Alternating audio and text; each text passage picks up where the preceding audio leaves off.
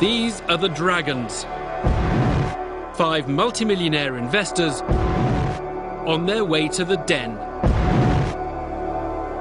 There, over the next 8 weeks, they'll once again make or break the business dreams of dozens of budding entrepreneurs. Your product is ridiculous. Which planet are you currently orbiting? Is it one I'm familiar with? This is not a commercial opportunity. Just listen to me, I'm getting really annoyed now. I'm going to make an offer. The Dragons know how to succeed. 5 of Britain's most enterprising and wealthy business people, they built up their fortunes from scratch. James Caan made his millions creating a global business in the recruitment industry. He now heads an international private equity firm. Glaswegian entrepreneur Duncan Bannatyne's £310 million business empire includes hotels, casinos and health clubs. Deborah Meaden earned her fortune in the holiday and leisure industry in the West Country. Theo Paphitis is a retail magnate who's transformed the fortunes of high street brands like Ryman, La Senza, Partners and Contessa.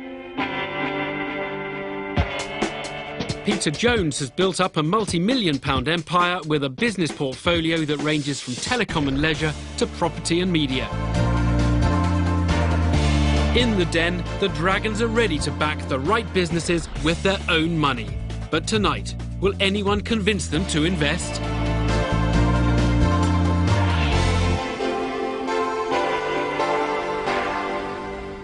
Welcome back to Dragon's Den. Once again, nervous entrepreneurs are gathering here, waiting for the chance to pitch their business ideas and inventions to our multi-millionaire investors. Each entrepreneur thinks they have what it takes to make a fortune if they can just get the cash injection they need. But the rules of Dragon's Den say they have to get all the money they're asking for, or they get nothing at all. First to face the Dragons today is Jamie Turner from Cambridge. He and his colleagues have an unusual money-making proposal. They're looking for £75,000.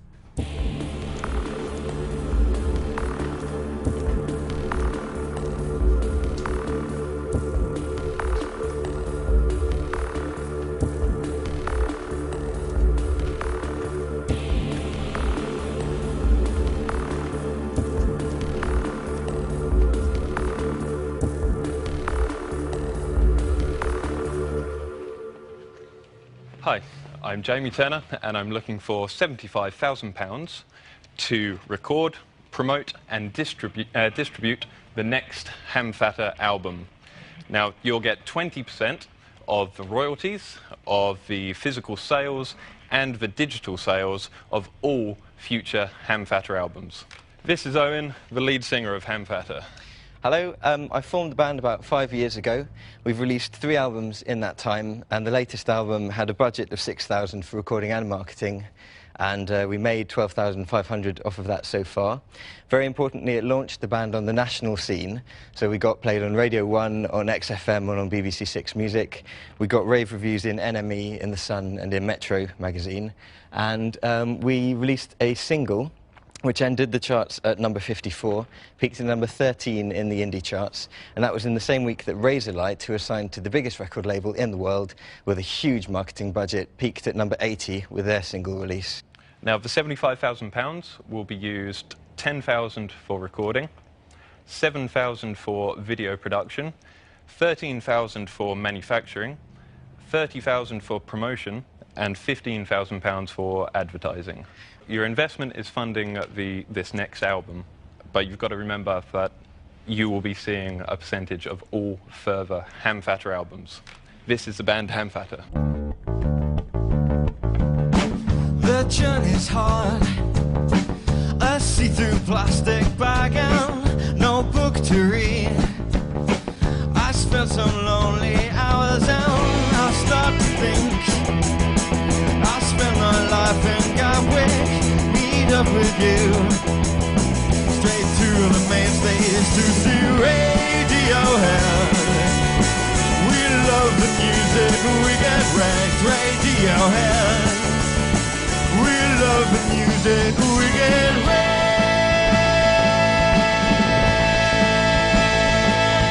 I'm Sega.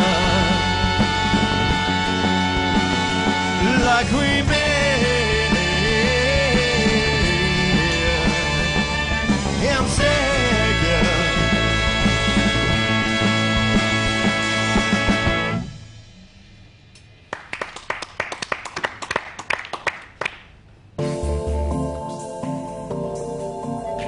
It's a den first. To raise £75,000 in return for 20% of future album sales, Hamfatter have gone where no rock band has gone before. But are they misdirected? Theo Paphitis wants to know. Have a look around. Can you see Simon Cowell? No. So, you come to the den asking for something that would normally go to a record label or a talent show.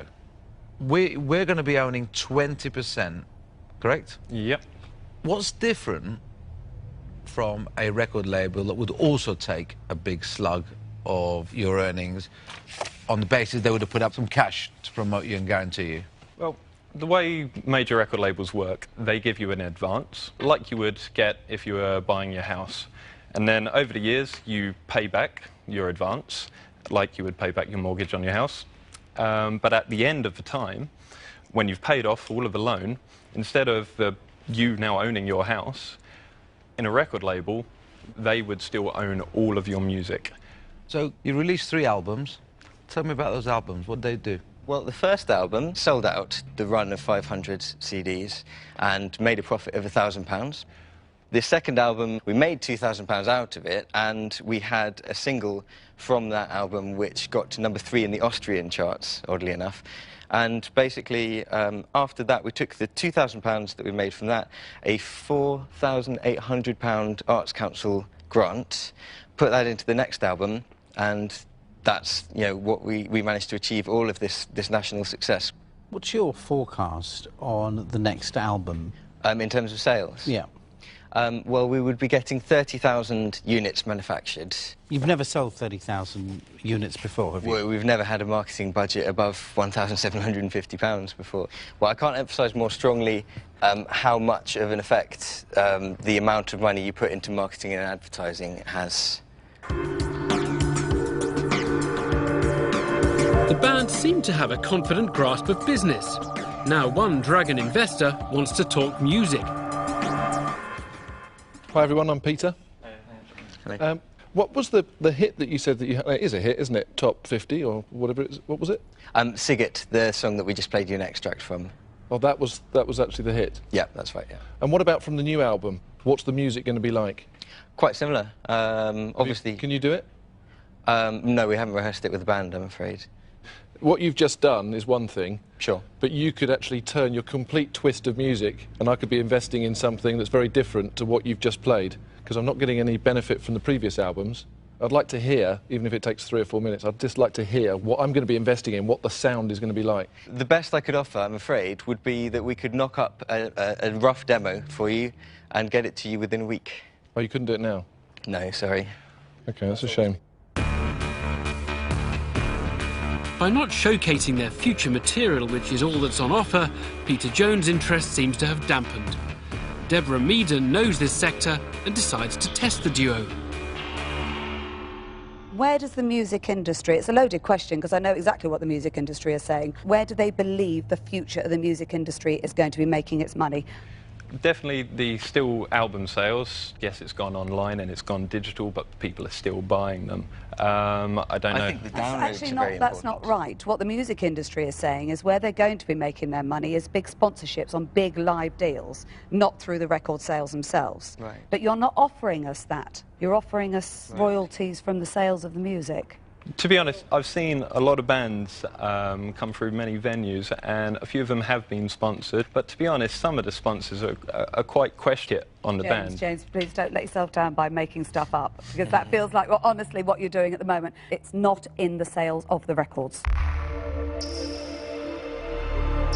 Deborah Meaden has previously invested in a music download business and knows that she won't make a return from a deal based on future music sales alone. Duncan Bannatyne has been listening quietly to his rival Dragon's interrogation of the band. So when will your 4th album be ready, if you got the money today? If we got the money today, 6 months. Sale price? Per unit. You just, OK, the total revenue, the total sale price, the total money coming in from selling the 30,000 albums that you're going to make. The total amount would be... It was... 280,000. That's from the physical sales, from the digital sales, and the royalties generated from that album in the first year. So what percentage of that 280,000 comes back to the investor? That would be the 20%, so that would be 56,000.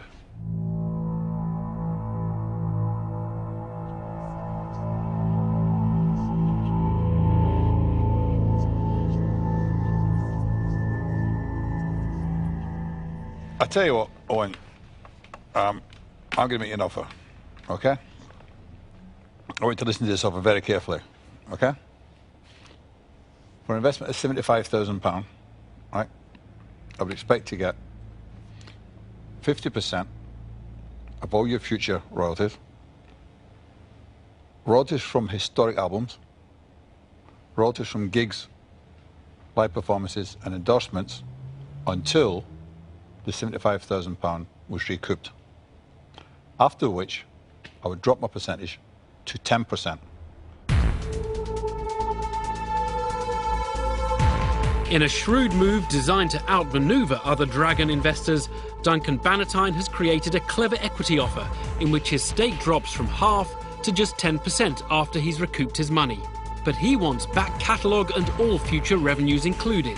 Will any of the other Dragons be prepared to enter into a bidding war with him?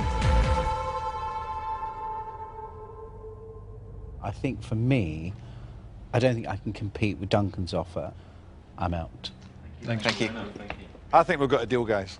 Well, hold on, I haven't finished yet. Well, you're not going to offer, you're not going to better it. No, I'm not. You want to take 10%, You're absolutely right. so you can't better you're it. going to have to decide whether or not you feel there's any other kind of differential. Duncan, thank you very much for your structure, because it's a very good structure, but I won't be offering you 10%, I can tell you now. To actually finally drop it to 20% is probably where it should ultimately be. What do you offer? My brother-in-law's a record producer. My sister was head of PR for AOL. We own a music download site. You've got to make your mind up between the value that might or might not be added by any particular Dragon. So I'll share that offer with Deborah. You would get Deborah and you'd get me, assuming you're happy with that, of course. Well, it kind of makes sense because of the download. We throw PR into the pot, download facilities into the pot, and our expertise. It's a confident counter-offer. Deborah Meaden and Theo Paphitis have mimicked Duncan Bannatyne's payback deal. They're demanding a full 10% more than their rival, though, arguing that their joint experience in the music industry justifies the extra equity. Now, will Peter Jones enter the fray?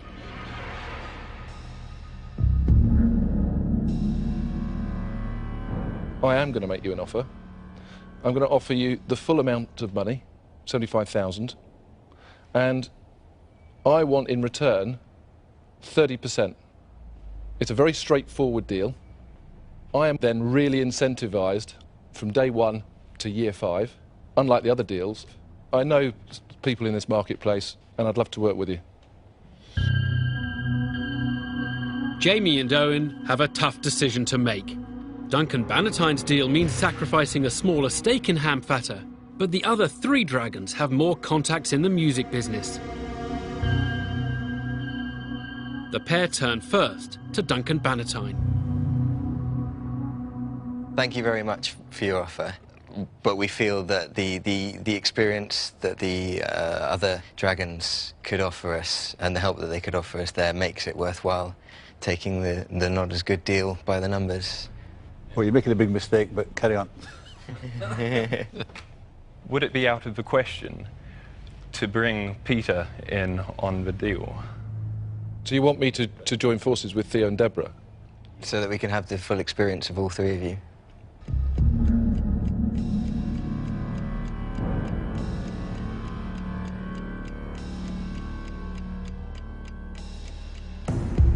I'm going to say no. I think 2 works great as a team. If you had 3 of us, I think it would be quite difficult to coordinate And also, to be perfectly blunt, I have huge access to everybody at Sony. I'm not saying you won't go there, but we're talking about influences and getting you out there. So I think I could actually do that anyway. We've got a lot to talk about. If we have Have a compact. Have a tune. 3 offers to consider. In the den, it's every dragon for themselves, so Hamfatter still have 2 offers on the table. Earphones and Deborah Meaden, they are very keen on marketing. The download site. Yeah, and the download site, which we could get plastered on top of. Deborah Meaden and Theo Paphitis want half their earnings, but are willing to drop to 20% after recouping their investment. What was the thing? They wanted 50% and then... 5% Peter. Yeah, but then... Peter Jones simply wants 30% of all future income. Peter's tiring just because he's got a lot to invest. Right. But he does have a whole office. We should have a little handshake. Save it for the pub. The band have made up their minds. Will they leave the den with 2 dragons, 1 dragon, or no dragons at all? Peter. We'd like to accept your original offer. Thank you very much. Fantastic. Thank you very much. Cheers. Great. Well done, guys. Hamfatter have done it. They've given away a lot more than they wanted, but hope to have gained a very powerful and well-connected partner in Peter Jones in return.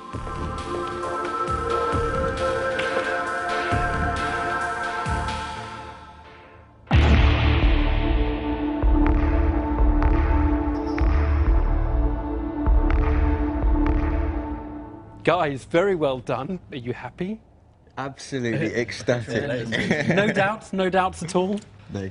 And why did you take Peter's offer? Because I thought, as you did it, that you were going to take Theo and Deborah. I think we talked and decided that essentially the experience that Peter could offer us was just too good to miss. Very well done. Thank you. Thank you. Thank you.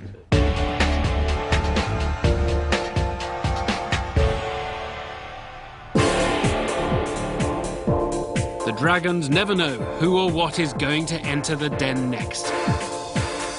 This 22-year-old Matthew Ryan from Fife wanted £81,000 for 5% of his company to develop his lean-on cushion. It's a travel pillow, but with a difference. We've got a non-slip pad attached to the back of it. You place the cushion up against the window, the non-slip pad stops it from moving around, you rest your head on, and it makes for a nice, comfy journey. Deborah Meaden was distinctly unimpressed. There's not really a lot to demonstrate, is it? Because it's a kind of it's a very cushion simple for product. leaning your head against on the window. Yes. Your product is ridiculous. I Your disagree. idea, don't disagree, it's do a fact, disagree. it is ridiculous. It's a cushion. Don't waste any more time. But Matthew really fell down when it came to remembering one particular figure. Matthew, would you value this business at? If I can hit 0.5% of that No, I market, don't want all that. generates- What's the valuation? The pre-tax profit of the... Sorry, no, Matthew, what is the number? Well, this product can sell millions. I'll give you a hint, Matthew. It's a number that he's looking for. No words at all. Okay. Just a number. Okay, 5 million. Did you do maths at school? Yes. What grade did you get? I got a C. I wasn't really a fan of maths. The dragons had heard enough. What do you do for a living? I work in Asda. Have you thought of leaving Asda? I would like to pursue a business career, yes. Don't. You've actually wasted my time. I'm out.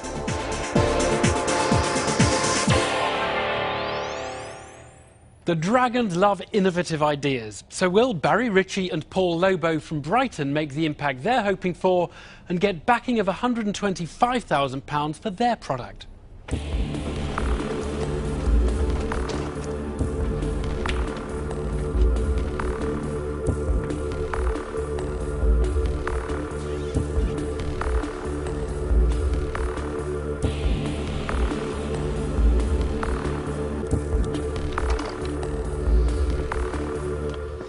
Hello, Dragons. My name is Paul Lobo. This is Barry Ritchie. Our company is Air Oasis Limited. The purpose of us being here is we want £125,000 of your money, and in return, we will give you 10% equity in our company. Our product produces water out of air, and Barry is now going to give you a brief presentation on our product. Hello, Dragons. What I'm going to do first of all is just give you a quick, very quick scientific experiment just to show you what the end product that comes out of our machine, which is the pure drinking water itself. Paul, if you'd like to pour me a glass of tap water from there. I'm going to take a glass from our machine, which we'll come into shortly. And this is water that's been made out of the air in the last hour. What we're actually going to do very quickly is just pop this electrolyser in, which is going to pass a small electric current through this water. And shortly that will come up as a colour, and it will show you basically what's in this water. What we're looking for in the ideal water, it comes up yellow. This just shows that there's separated mineral grains in the water. With the other water in which we have here, this will go probably obviously a different colour, and it will show what's in there. As we're leaving that to fizz for a little while, I'll just tell you a little bit about this machine. We have the exclusive sole distribution rights to sell this machine throughout the United Kingdom. We also have Iran, Syria, as well as Sri Lanka, India and Nepal. The air is sucked in through the side here. It runs through a condensing unit like a dehumidifier. They are then passed through a 7-stage filtration system and a UV light to kill any bacteria whatsoever that's in the water, providing you with the purest, freshest drinking water on the planet. £4 million a day is being spent on bottled water in this country. We believe by educating the public and showing them our water is much better than bottled water, and we believe that this machine, with its electricity and running costs that produce water at 7p a litre, is going to change the way in which people buy water in this country. This is from the tap. That's what you clean your vegetables in, and this is our water. Ice cold, just with separated mineral grains. And we're welcome to take any questions you may have. Bold claims about the purity and great taste of their water, ambitious plans for market penetration. Barry Ritchie and Paul Lobo's pitch for £125,000 of investment in their company Air Oasis certainly hasn't lacked confidence. But what's behind their confident claims? Theo Pafitis wants to know. Barry, Paul, I'm Theo. Hi, Theo. Nice to meet you. 7p a litre. Yes. Sounds cheap when you compare it with bottled water. Yes. But it's not cheap when you compare it to just filter, because there's units like that that just filter existing tap water. Without question. Without question. The difference is these don't need a water supply, so they will be very good in humid countries. Without question. Where you can't get water to a unit. Most definitely. So the UK market's not actually going to be a very good market for this, is it? Well, I think it is, actually. There's a lot of people that are interested in reducing their carbon footprint at the moment. Talk to me about it. £48 million. How does this reduce my carbon footprint? OK, let's just look at the 808,000 machines that are out there at the moment, with big plastic bottles on the top. The plastic, there's no plastic, there's no bottled water, there's no diesel, there's no John in his shorts coming up to get all the bottles. So the whole process... Mine are plumbed in. I've already dealt with it. They're all plumbed in. OK, well then... No, Johnny doesn't turn up in his shorts. OK. Right, it doesn't deliver anything. But you're comparing a Mini with a Rolls-Royce, because at the end of the day, the water this produces, this is not Sainsbury's vodka, this is the best vodka. The Dragons are feeling the full force of Barry's bullish sales pitch. James Caan decides to seek refuge in the company's finances. Are you renting these, leasing these or selling these? Selling. What's no the price? renting, no leasing. We're selling this. This machine sells at £699. Yeah. We have a domestic unit that converts tap water into pure water, which we're selling at £500. And what is it costing you to buy these? They're coming into me at £318 into the UK. OK, and you're going to retail that to the end user at £699. That's using a direct sales force.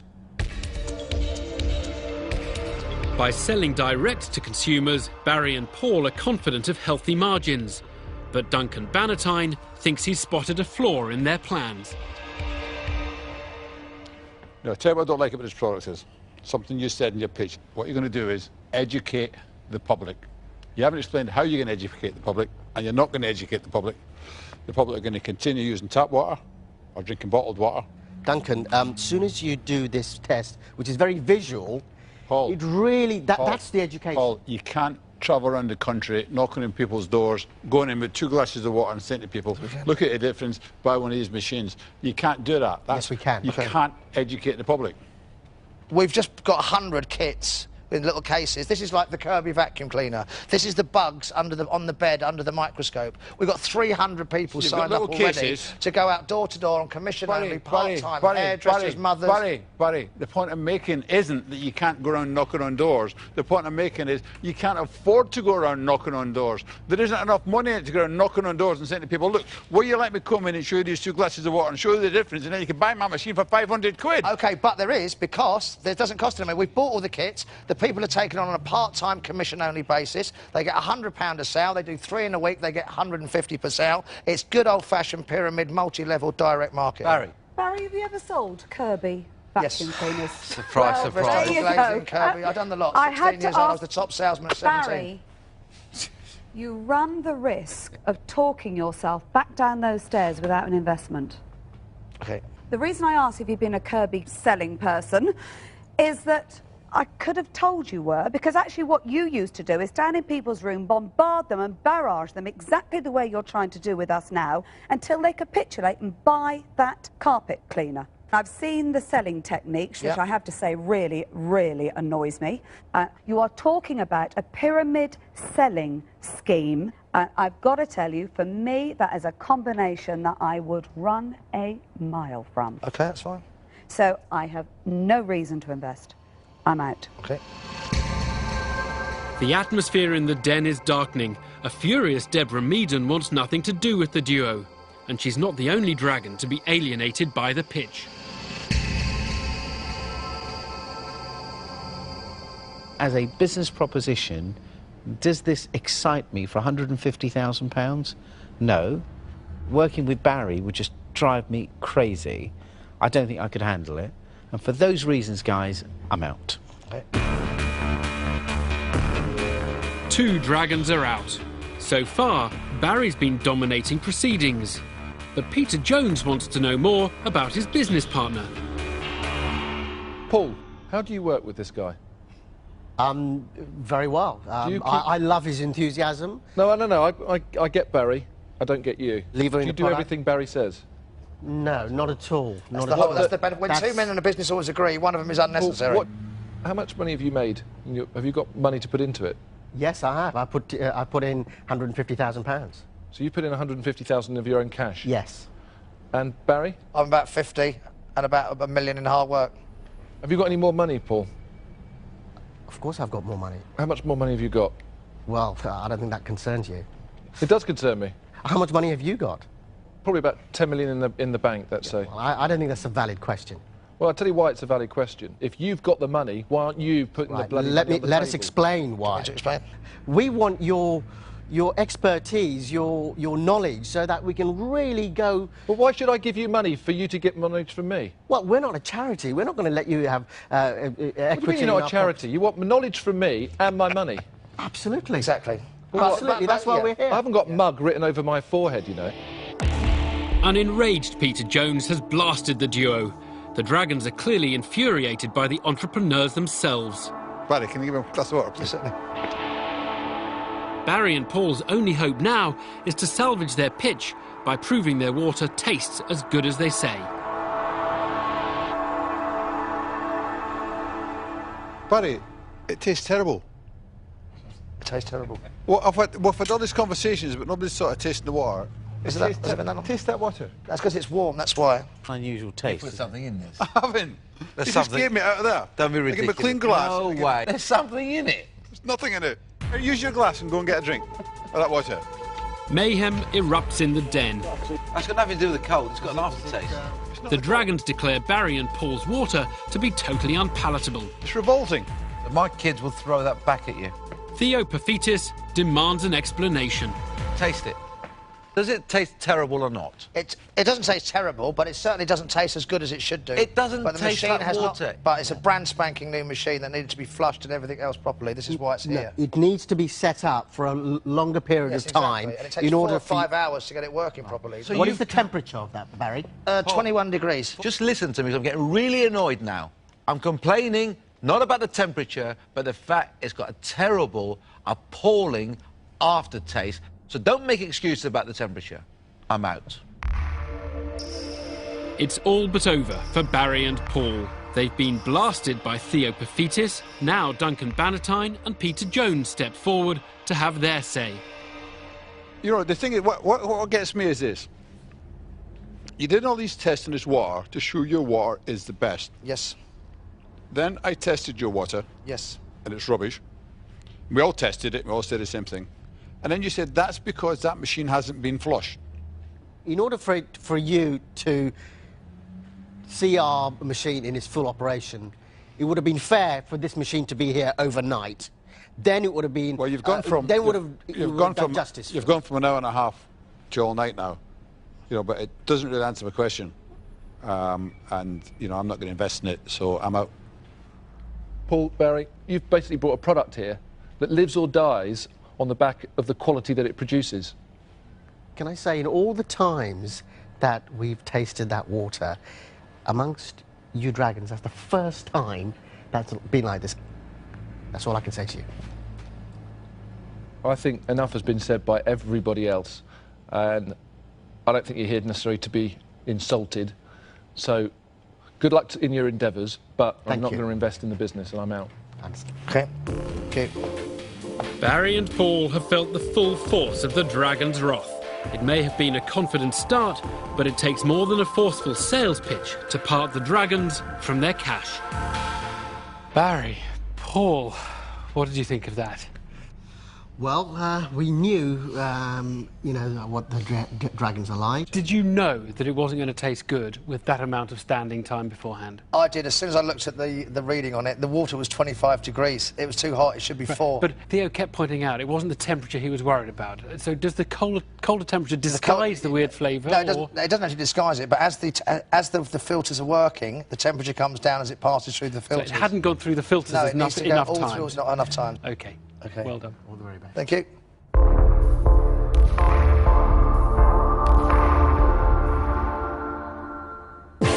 Every entrepreneur who enters the den believes their idea will make millions. Al Jimenez, Kate Ingram and Baby Ewan wanted £150,000 to market their baby station invention. One day, whilst watching my son, I noticed there was nothing there to support him. The mum improvised and they surround the baby with pillows, and it just doesn't work. The den's youngest ever entrepreneur momentarily softened the dragons. Sorry, I'm not listening. I'm completely taken with that little boy down there. You kind of don't need to sell this one, do you? It sells itself, it's right. But even Ewan couldn't distract them for long. Have you approached any of the larger retailers? We've seen people from major retailers come and see us at the trade shows and show an interest in the product, but we haven't had anything in sort of from that. Why? I don't know. And in the end, the dragons dished out some tough love. There is a gap in the market for a product like this, but I don't think that there's a market in the gap. Everybody agrees that it's a nice product, but it is not quite good enough to sell. I disagree with what you've just said, Okay, totally. I wish you wouldn't disagree with me, because you can't sell it, and that's why it's not a business, and I'm out. Next into the den was Liverpudlian Barry Piakovsky, looking for £100,000 of investment for his strike trainer, a high-tech punch bag. Any strike from any direction, it measures it on an incremental scale, which can be used to calculate how many calories that you burn off. One dragon clearly had some frustrations to work out. He's already knocked him out. You've knocked him, it's a cow. He's down, he's down. Theo is dead. Floats like a butterfly, stings like Theo. But when the gloves came off, Theo Paphitis wasn't so keen. There is a product that already exists on the market, which is dead simple. You hit it in the right place, the lights go on. I'm sure they could put numbers on that, depending on how many times you've hit it. It doesn't measure the energy, and they haven't done it, and I've filed a patent to say that I'm the only one that can do it. In the end, it was left to health club mogul Duncan Bannatyne to deliver the knockout blow. I think there's probably 30 different makes of treadmill. They all have a separate patent number. It doesn't stop anybody competing with you. So if I was you, I'd give up. I'm not going to invest, and I'm out. Only one pitch tonight has seen the dragons part with their cash. Will any of these plucky entrepreneurs and inventors manage to convince our multimillionaires to invest? I don't think you really believe in this. Your idea is appalling. It's not going back to the drawing board. It's scrap it and do something else. I am incredibly impressed by you. Now, there are no written prompts allowed in the den, so it's important that entrepreneurs make their pitches as polished as possible. Next to face this challenge are John Foster Smith and Ros Adams from Kenilworth, looking for an investment of £50,000.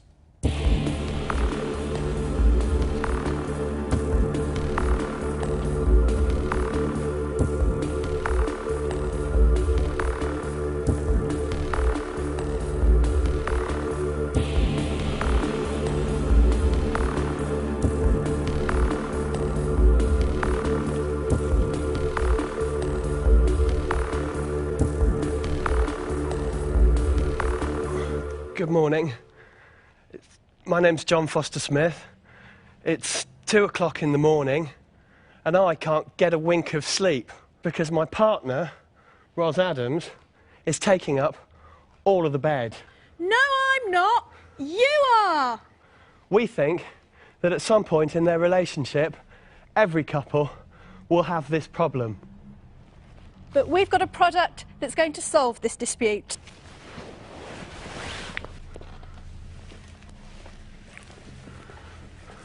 Is the ley line sheet. The ley line is the line that runs down the middle of the fitted sheet, and it's not uncomfortable to sleep on, but you can feel it in the dark with your fingers. We're looking for £50,000 for 20% of the business. We're looking to develop licensing agreements with the major department stores, and we're also looking to trial our own short run of production. Now, there's just one more question. Which of you would like to get into bed with us? Now, have you got any questions for us? Business partners Ros Adams and John Foster Smith's playful pitch for £50,000 has left the Dragons rather bemused and apparently unamused. Peter Jones is first to interrogate the couple. Hello. Hi. I'm Peter. Which one of you came up with the idea to put a dividing line between a sheet in a bed? This is my idea. I'm frightened to ask, but I'm going to ask it. What do you do for a living? I'm a designer. I've run a small graphic design company for 9 years.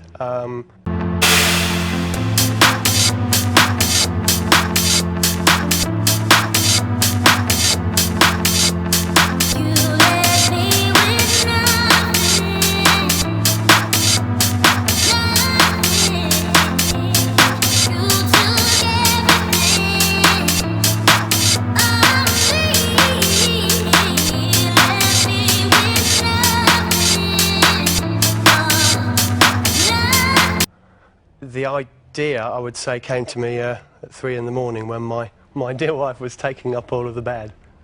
So the idea came to you when your wife crept across that halfway house?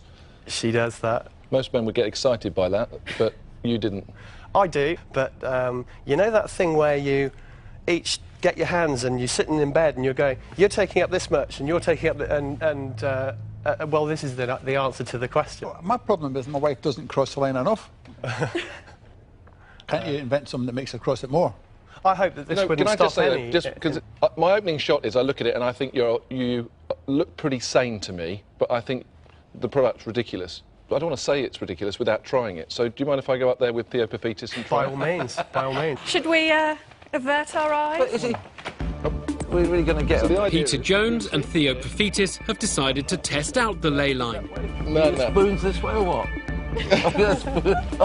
But it's clear that investment opportunities are not at the forefront of their minds. Do we have to take our clothes off? If you like, but the line's not getting in your way. There's a mischievous mood in the den. You feel that? Can you feel it? What's it doing for you? But multimillionaire James Caan wants to get back to business. I think we've seen enough. OK, John, have you sold any of these? No. OK, so it's just an idea? Yes. Yeah. And just to make it really clear for me, the basic idea is it's a sheet with a line down the middle? Yes. It could stretch to a duvet cover as well. The patent covers any bedclothes, really. Are you trying to say that you've got a patent and international rights to stop anybody else putting a line down the middle of the bed? Yes. Yes. You have? I've got a British patent. How much have you spent on that? I think it's £135 for a year, for the first year. Sorry, you found a patent lawyer who'll get you a patent for that for £135? Well, it's not a completed patent, it's a patent that's been applied for, and we need to do the search. OK, could I just tell you how far apart it is between a patent application for £135 and a patent? Deborah Meaden is quick to expose John and Roz's business naivety, but a perplexed Theo Paphitis still doesn't understand the ley line.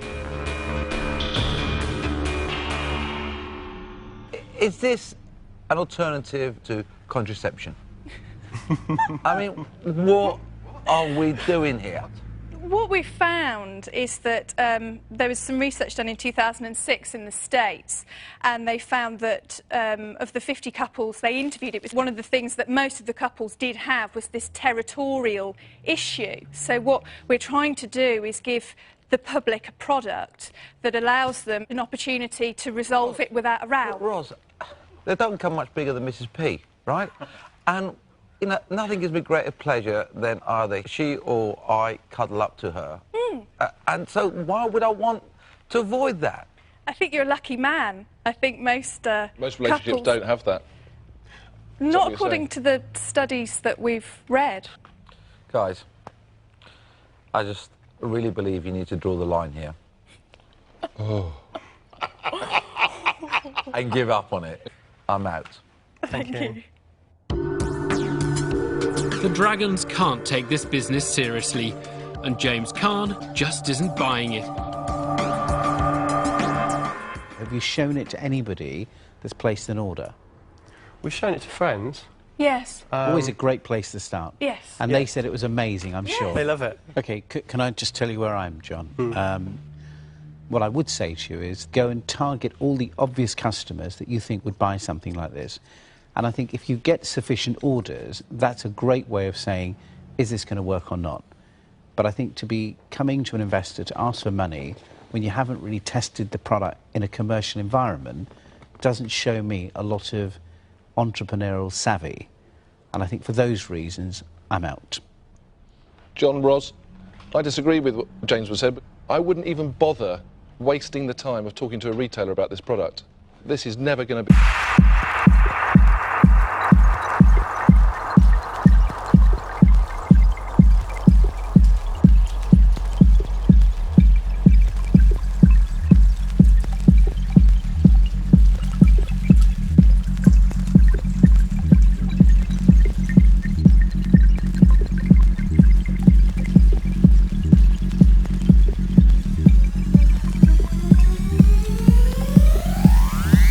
a business.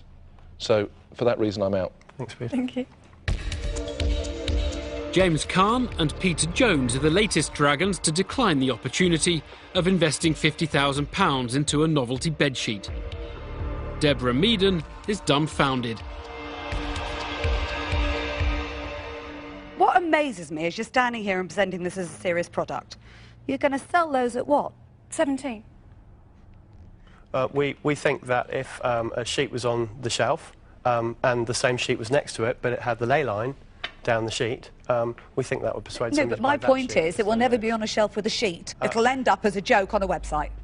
Because I can tell you, as a joke product, you might have a bit of a market there, but this is not a commercial opportunity. So I'm afraid I'm out. Thank you. Thank you.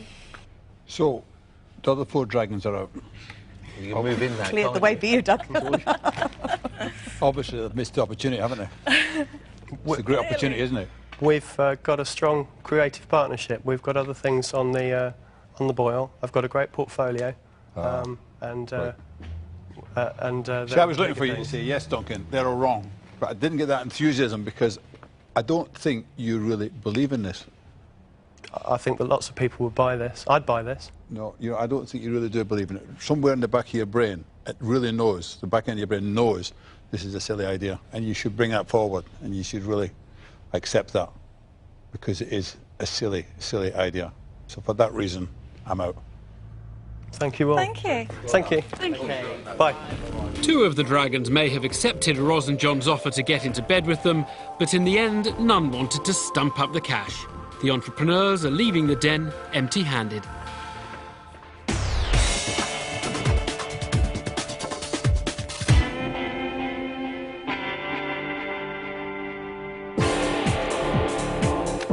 Other entrepreneurs who tried and failed in the Den included 25-year-old Matt Keppel from Surrey, pitching for his company, which offered social networking opportunities to graduates across the country.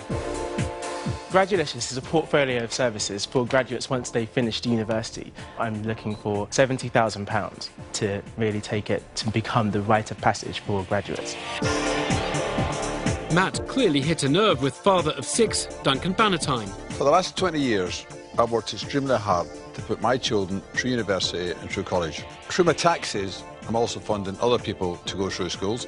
And so what you're saying is that's not enough. You want me now to put £70,000 into a fund so that these graduates, with the education that I didn't get, can go out and have a party. And you really think I would contribute? Fellow dragon Theo Paphitis just couldn't get the figures to add up. How much money did you make last year? The profit has been £900. 900. And you're valuing the business at? Just over £900,000. Matt, which planet are you currently orbiting? Is it one I'm familiar with? Ultimately, the Dragons didn't let Matt graduate from the Den with honours. Your idea is appalling. It's not going back to the drawing board, it's scrap it and do something else. Craig Halsall and Greg Pearson from Preston came looking for £85,000 for a 20% stake of Paradise Panels, garden fences with a difference.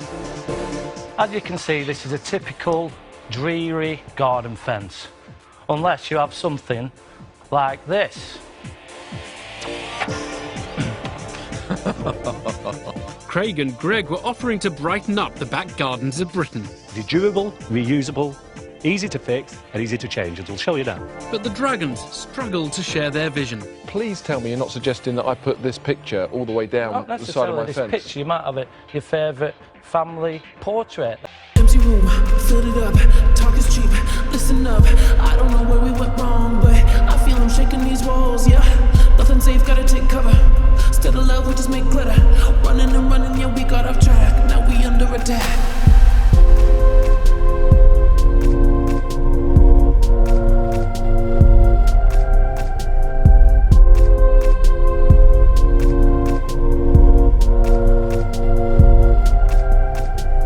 That you can put on a panel. Absolutely. It's the thought of having that on someone's fence. Oh, thank God you're sane. I know. And in the end, Theo Paphitis sent the duo packing. Guys, I hope you don't take offence. Oh, no, it's worse than mine. Thank you. Thank you. We'll leave on that note. Philistines.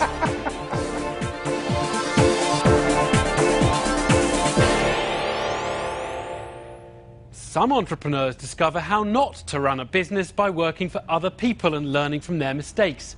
Julia Charles and Amy Goldthorpe hope their previous experience in the nightclub and promotions industry will help them turn their company into a success.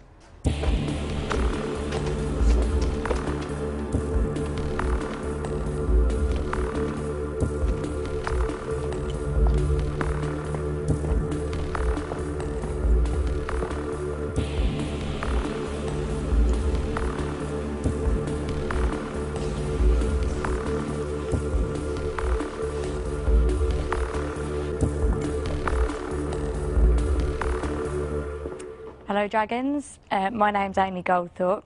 Don't be afraid of what you see here today. We are D4M Limited. We're here today to ask for £75,000 for a 20% stake in D4M Limited. Hello Dragons, my name's Julia Charles. I founded the company in 2002. I have amazing passion for entertainment. Whilst working for other agencies within the entertainment industry, I felt that I could do better. D4M Limited currently has 4 members of staff and is turning over £225,000. It's weird, it's wonderful, and it's out of the box, bespoke thinking entertainment. Our specialist acts include our human trees, our human tables, our 2-metre high champagne glass, our aerial swing. We've also got crazy, weird and wonderful walkabouts, such as our disco ball walkabout, our dance faders and our chandelier ladies. Dance With Me Promotions has worked for brands such as Ferrari, the Whittlebury Hall chain, Asda, and also has done celebrity children's parties. I'd now like to thank you for your time and welcome any questions that you have. Thank you.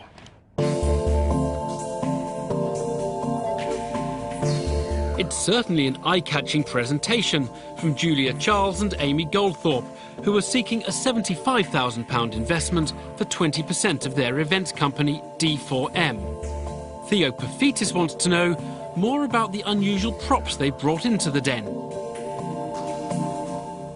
Talk to us about the tree. There's somebody sitting in there. Is it tall? Wave your arms, Red. It's a girl. Yes. It seems terribly uncomfortable. No, it's okay. It's okay for the time we do it. How long? It's really fun, actually. Talking to a tree. I know. Red the tree. How long do you normally hide in those bushes? It varies for different events. It could be up to an hour, 40 minutes, it depends. It's good because it is really fun, it's enjoyable because you get different people walking past and you get all the different reactions. Sure, you know, you can jump out and stuff. So you can handle about an hour and a half, you say? Yeah, I could. And how about you? Roughly the same. Before you start getting cramped? Yeah. In a den first, Theo Pafitis has been getting business information from a talking tree. James Caan has questions of his own. How does it work? For example, if I wanted to hire that tree for a day, because I was doing a party somewhere, what would I pay for that? On average, you pay around £300 to £320 per tree. We've got 2 trees, because they work really well on either side of the door. And your cost against that is your staff wages, which is how much? From anything from £100 to £150. So you would make 400 quid on that as a margin. And what about the table? Our tables go out at £275, which includes staff costs. Includes staff costs? Yes, it does. And that's for how long? We always hire the tables out as a meet and greet act. So they do 45 minutes as meet and greet, which champagne canapes, and then also as well, occasionally we get them on the dance floor and they dance around, get people up. It's good fun, it really is so. And what are the bookings looking like going forward in the next 3 months? What are you anticipating you're going to bill in the next quarter? Oh, well, we currently at the moment, the minimum that we're turning over at the moment is 25. And 1,000 a month? Yes, July, for example, we're refusing work. Impressive sounding turnover figures.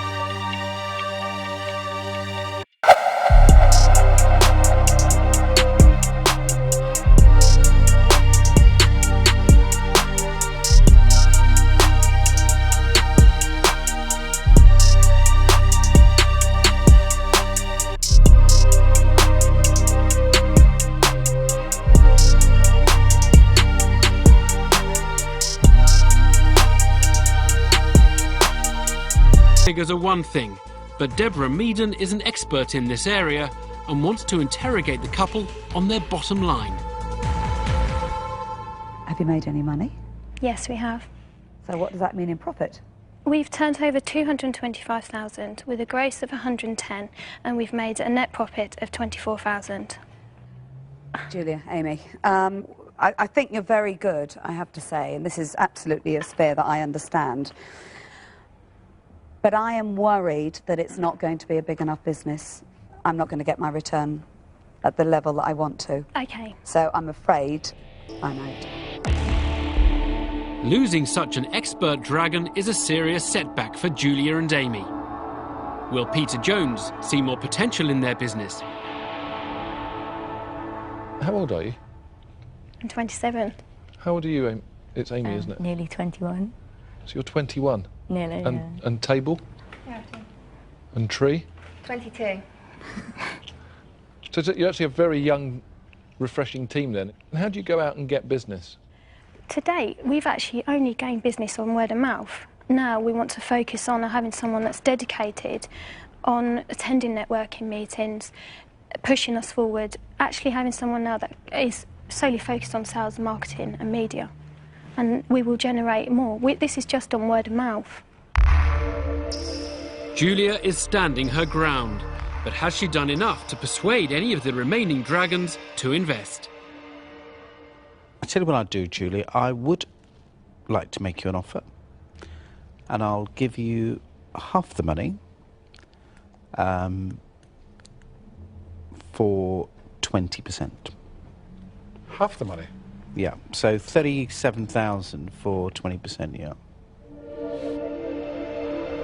James Caan has offered the duo half the money, but under the rules of the Den, they must secure the full amount they came for, or they'll still leave the Den with nothing.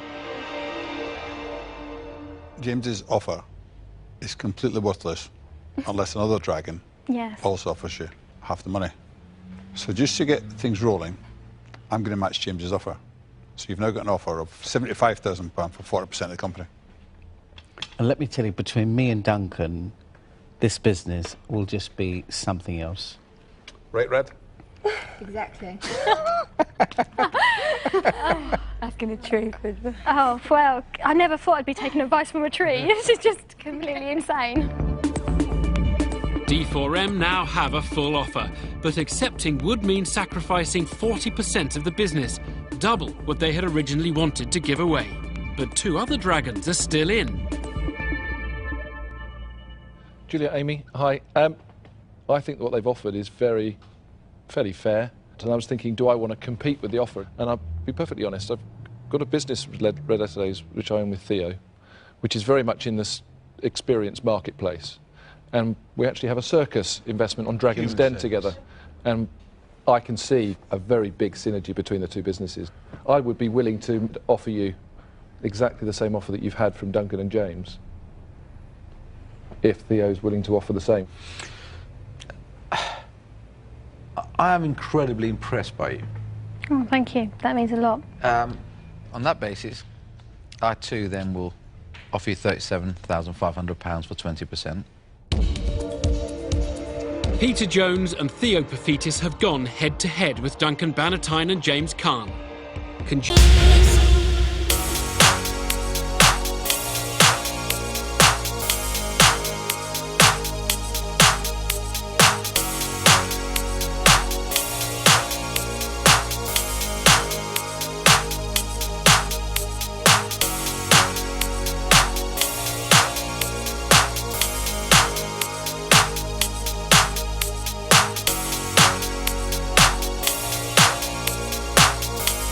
Julia and Amy now turn the rivalry to their advantage and drive the dragons down on their equity demands.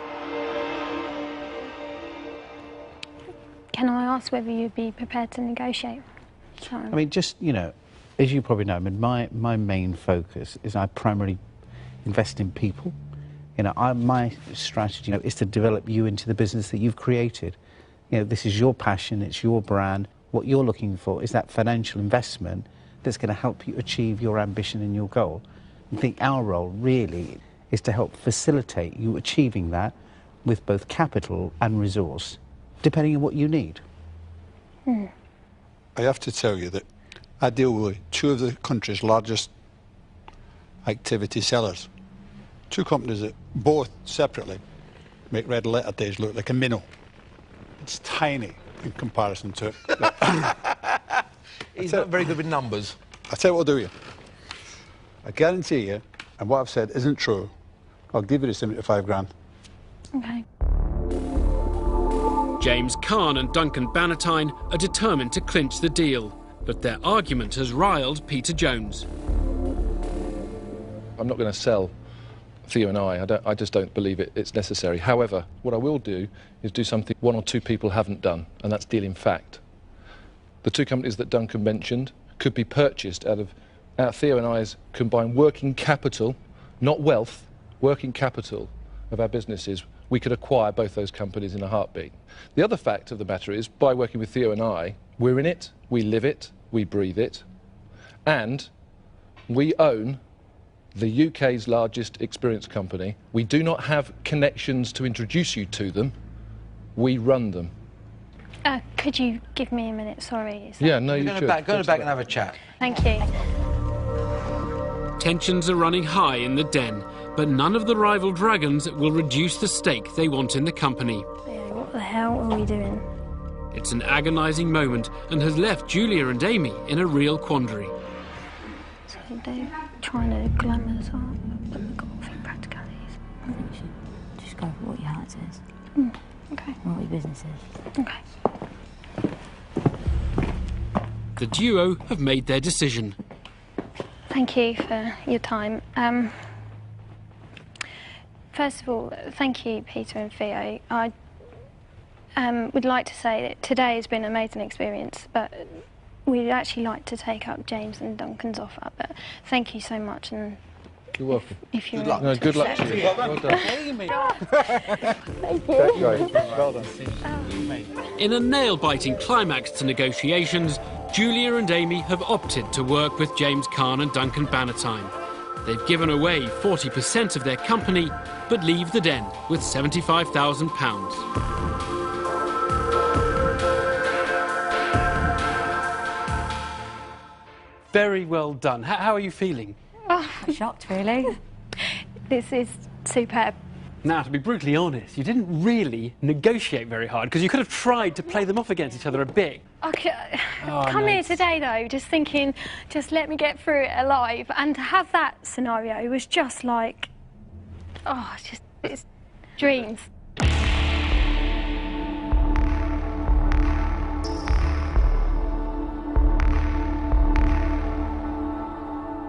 It's been an extraordinary first day in the den. We've seen the Dragons at their competitive best, trying to make a deal with Julia Charles's events company, and we've seen a record-making investment between Peter Jones and his new business partners, HamFat. To hear more from the entrepreneurs about their time in the den, or to see my interviews with the Dragons, go to bbc.co.uk/dragonsden. Goodbye.